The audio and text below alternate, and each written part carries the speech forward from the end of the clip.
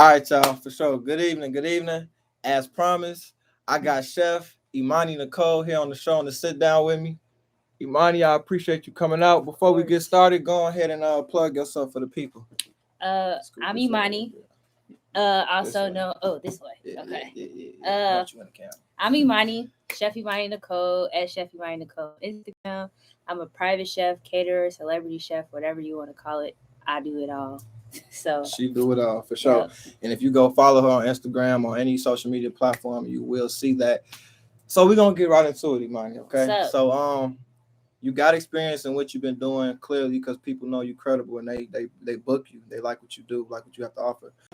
How long have you been cooking professionally for people? I know you probably been, messing around since you was a child, you know what I'm saying? But how long, or when was that moment when a flip switched in your head and said, you know what, this is something that I can actually do, as a career, and as a profession?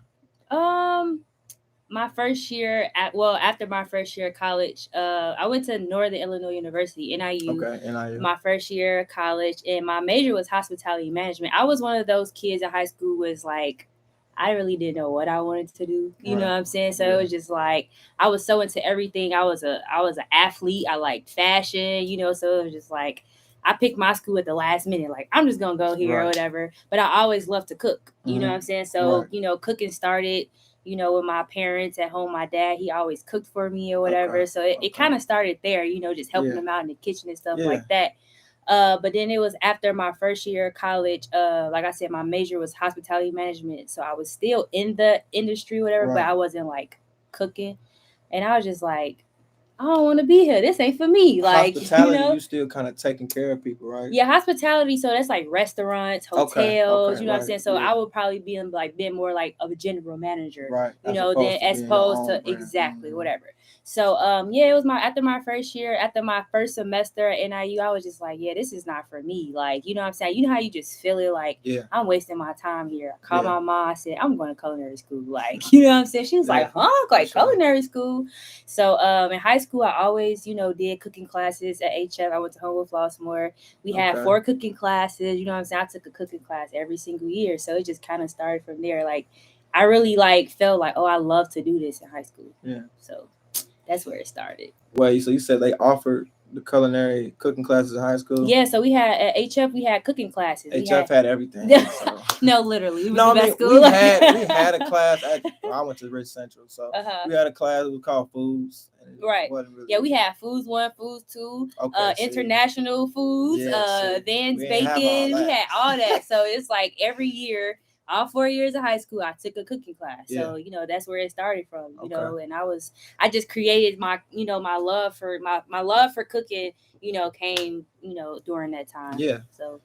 So that around that time and you helping out your dad is kind of what motivated you to kind of initially start cooking. Yeah. So my dad's side of the family, they was in the restaurant industry. Okay. My grandpa owned a rib shack up here in Matson on Lincoln Highway for years. Right. You know what I'm saying? So it was like my dad always cooked. He came in, he was brought up cooking, from my dad. From my grandpa and my grandma. So it just started there. It's in my blood to cook. So it's in your blood to cook. It's in my blood. I like that.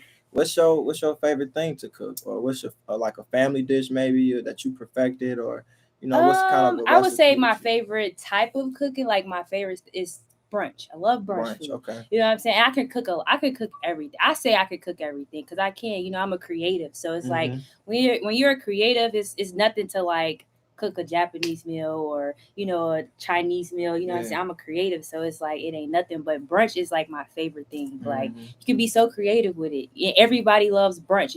Brunch is bringing two people together. Brunch is kicking it, having fun, mimosas. You know what I'm saying? So it's like, and there's so many different ways to go with brunch. You just don't have to have like plain chicken and waffles. You know what I'm saying? You can you can take it up a notch. You can do whatever with brunch. That's why I love brunch so much. And that's where I really kind of like started. People was like, oh my God, her brunches look amazing. You know what I'm saying? So it started there. That's definitely something that caught my eye was your brunches for sure. And if y'all, like I said, if y'all go to her page now or later during the interview or after, you will definitely see that.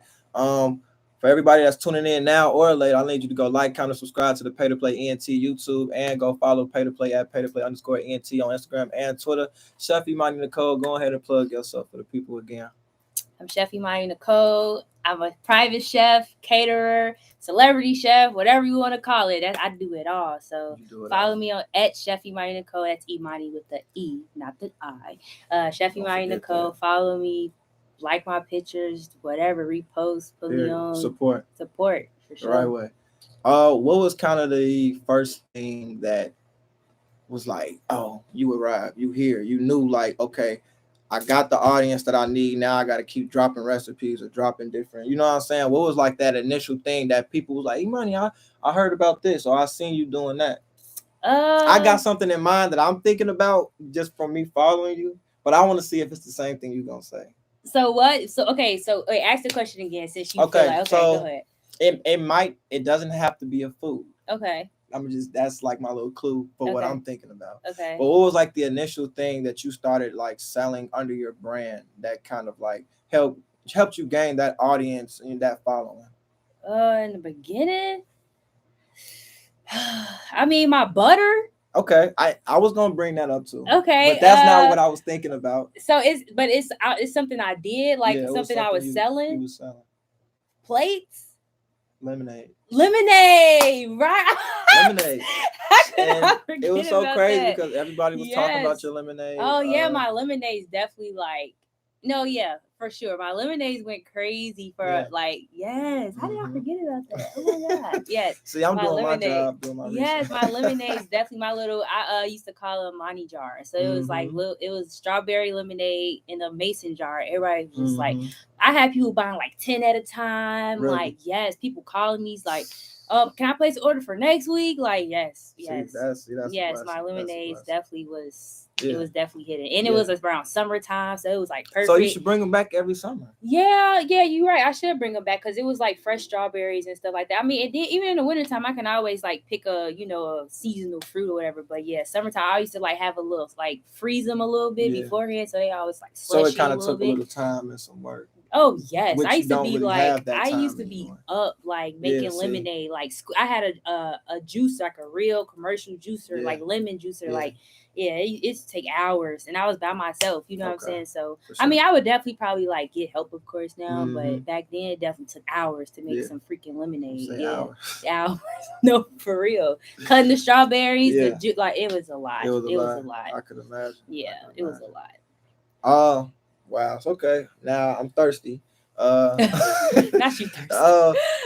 Have you ever been involved in any like cooking competitions or like cooking shows? Yeah, I have actually. So last year during COVID, one of my friends, he put together this like virtual, like cooking, this virtual cooking competition or whatever between like chefs in every state or whatever. Right. So it was pretty cool. I did that last year. It was like a charity thing. So like, you had to like, every person, you had, how did we get the money? So it was like, just like donate $5 to the person, like you want to win or whatever. Right, however many $1 equal one vote, you know what I'm saying? So then at the end, we donated it to our favorite, so I had donated to Black People Eats. Oh, okay. You know what I'm saying? I had came in second place. I had came in first place for presentation and like the presentation, because you couldn't taste, the judges couldn't taste it. So it was about presentation. I came in first place with the presentation part, and then I came in second place for the people like had the most money. Whatever, but that was pretty cool though. That was dope. I'm still friends with a lot of people that I met that live in like Kansas City, Michigan, that I met through that. Yeah, so I made a lot of connections and stuff like that. Yeah. So yeah, that was a pretty dope. What else have I done? That was probably the only cooking competition I did. Achievements. I won the top most 20 influential women of Chicago. Okay. 2019, I got that award or whatever. Sure. That was pretty cool. 300 Black women of Chicago, whatever. They do it twice a year. So they pick like 20 women in Chicago that's like doing something, whatever you do. Like we had like lash checks in there. Is that related to the Black Women's Expo at all? No, no. It's like she started her own little thing, and it just blew up, so it's called the 300 Black Women of Chicago, and they go crazy, like charity events, everything. Like I said, every year they had 2 events where they just, show recognition to people that's doing stuff in Chicago. So that was pretty cool. For sure. Man, Emani, with you you got competitions, you got the lemonades, you got the brunches, you all over the place. It's like, it just seems like it's a lot of work for one person to take on, you know what I'm saying? Even though I know you can multitask and you a hard worker and you're very committed to your craft. Do you ever feel the time, or have you ever felt the need for like an assistant or? Yeah. So around like, so when COVID happened, you know, everybody was, you know, just not working and stuff like that.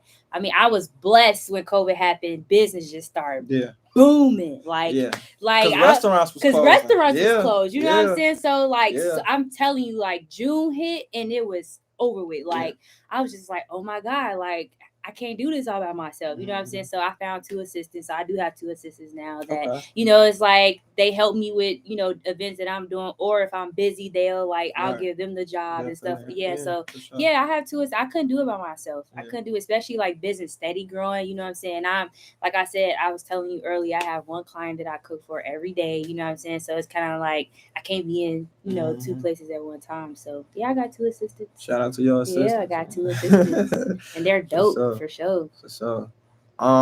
When you was coming up, you know, we all used to do the big, you know, birthdays. We go out to eat with our family, and you get to pick which restaurant you want to go to or something like that. What would be a restaurant if you was in the car with your parents, you know, back in the day after you leaving 8th grade graduation or something like that? What restaurant you was choosing? What was your favorite one to go to? I'm trying to think.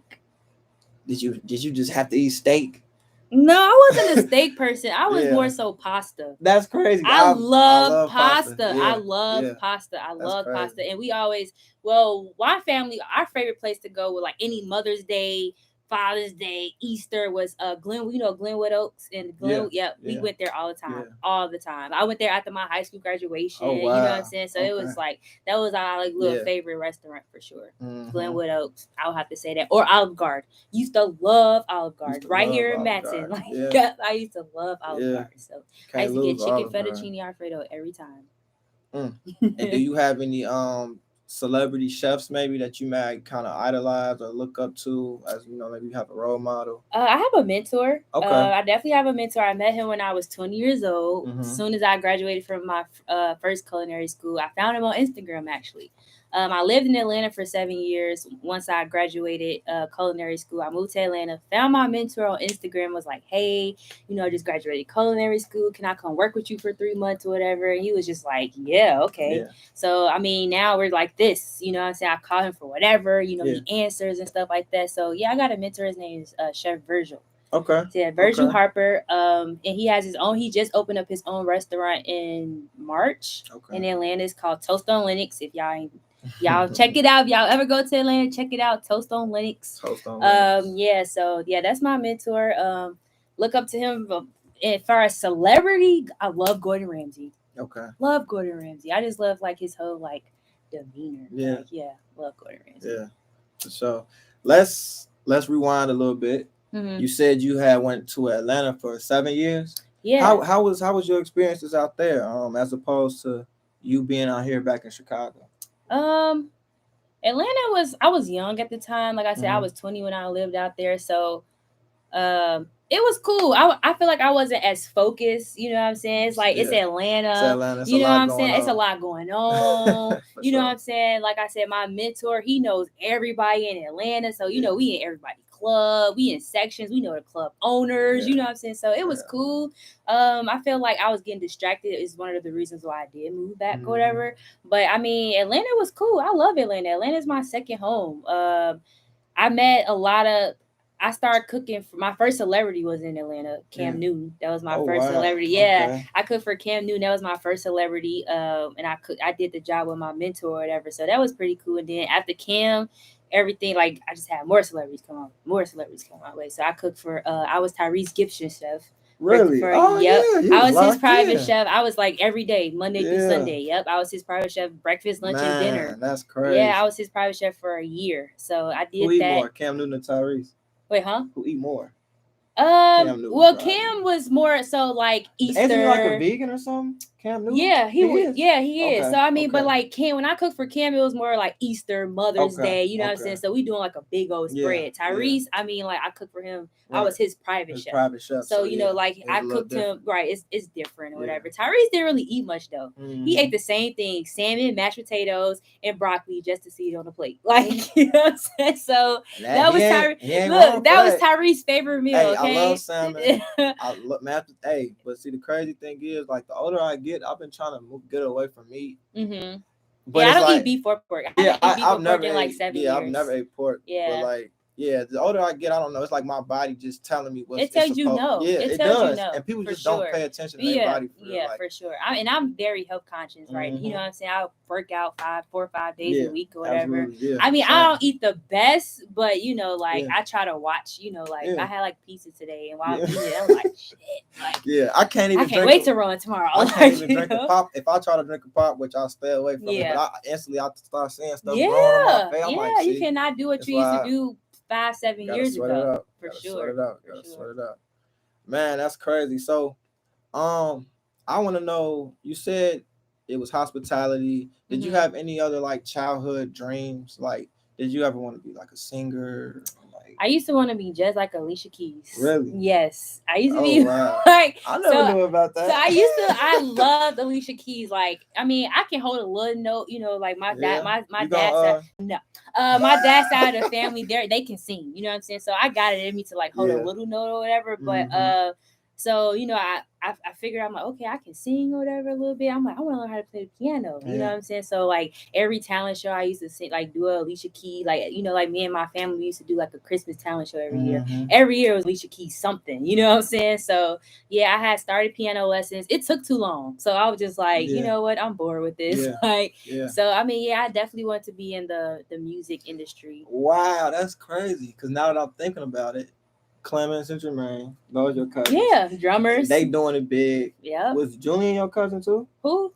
Oh, he probably was. I'm tweaking there. Julian Keys. Oh no.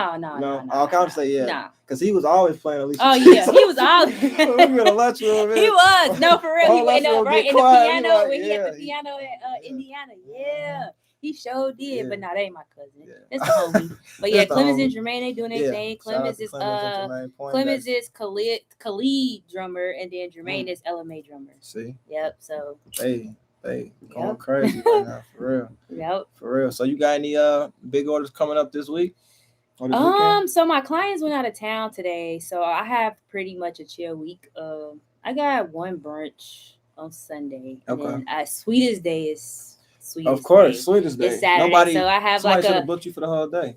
Yeah, that would have been amazing. Man. But this one lady booked me for like it's a couple of 5, so it's 10 people. Right. So they do like a big old Sweetest Day dinner. So I got that, you know. So other than that, no, that's all I got this weekend. Pretty chill weekend, and it's like not likely that I have these weekends, so I take advantage. I ain't complaining. Right. Like 2 jobs, I'm cool. Like, but next week, yes, it's back cracking. Like so. So what kind of tactics do you have to kind of expand your audience? Are you kind of okay with the clientele you have now? What I mean is like, do you sell plates or like is anything you ever did over the years to kind of like? I mean, I started my butter company. Okay. Matson Farms. So I have whipped butter. I have maple butter, garlic butter. Yes, whipped jerk butter. And jerk butter. Let's talk about that. Whipped jerk butter. Yeah, I have the jerk butter. And I sell it in Vizios. How much is it? It's $10. It's $10 for like a 16 ounce. And it's homemade. We can't get no better than anything that's fresh from scratch. You know what I'm saying? So I literally make it myself and jar it, label it. You know what I'm saying? All that. So yeah, it's jerk. I have jerk. I said jerk, maple, and garlic. So that's my you know, my product that I have out right now. And that just kind of like, you know, everyone. I was just talking about this the other day, like. You know, everybody is starting to, you know, be a cook, chef, or whatever you want to call it, whatever. So I feel like right now it's just about doing what is going to set you apart from everybody else. You know what I'm saying? It's like this person can cook, but what's gonna make you stand out and be like, oh, that's Chef Emani? You know what I'm saying? So it's like presentation. Yeah, it's just a business, like you're like how you carry yourself. Yeah. So I just feel like that's what I'm focused on right now. Like what's gonna set me apart, you know what I'm saying, from everybody else and what they doing. Because everybody food can be good, but is your customer service good? Is you on your business? You know what I'm saying? Are you consistent? You do stuff like that. So yeah, it's about what's gonna set me apart from everybody else. You just hit a lot of key points, Emani, which kind of leads into my next question, which is one of the final questions. Once again, it's your boy Shawn Mitch here on the Sit Down. And if you're watching this now or later, I need to go like, comment, and subscribe to the PayToPlay ENT YouTube and go follow PayToPlay at PayToPlay_ENT on Instagram and Twitter. Emani, go ahead and plug yourself. I'm Chef Emani Nicole. Follow me at Chef Emani with the E. Chef Emani Nicole on Instagram. So you kind of hit Emani, and just from hearing you talk, we know how you come, we know how you move, and what you stand for. But I just want you to reiterate it again to the people that's gonna see you talk, and listen to your voice, listen to your words, and they might need some type of encouragement. You feel me? A lot of people that you might not even realize may look up to you. You get what I'm saying? So for those people looking up to you, and they kind of in a position where they're stuck, and they might not even, and they might not be cooking. It might be something else, but starting your own business is challenging. It's a lot of struggles behind it that people don't really realize. All people really see is the end results. You know what I'm saying? So what do you got to say for the people out there that's kind of struggling to find themselves and find their niche?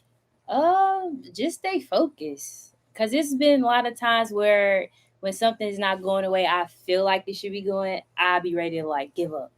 Or be like, oh, you know what I'm saying? Or get discouraged. You know, it's very easy when you're an entrepreneur to get discouraged because, I mean, you get your money with how much effort you put into your business. You know what I'm saying? Entrepreneurship isn't just waiting for people to come to you. You know what I'm saying? Like, so don't be afraid to go out. Don't be afraid to, like, I stalk somebody on Instagram, like celebrities and stuff like that, because you never know who's gonna see your, I used to comment under like celebrity posts like, hey, if you ever need a chef, you never know. I actually got a client like that before. She's like, hey, I just seen your comment, you know what I'm saying? I'm looking for a chef for my mom for her birthday. Snap.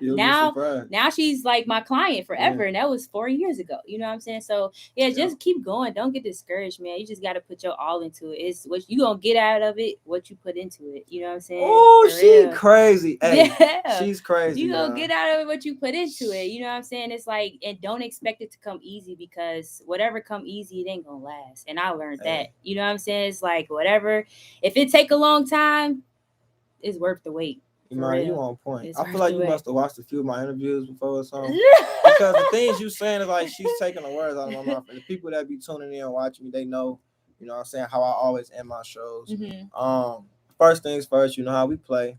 I'm gonna bless you with some PayToPlay merch. Before I let you out of here. I don't know if you want to go with the pink for breast cancer awareness month. Ooh, I'll take the pink. The pink, let me see. We got shirts, we got the mask. Ordering some more hoodies right now. I'll take a pink shirt. Want a shirt? Yeah.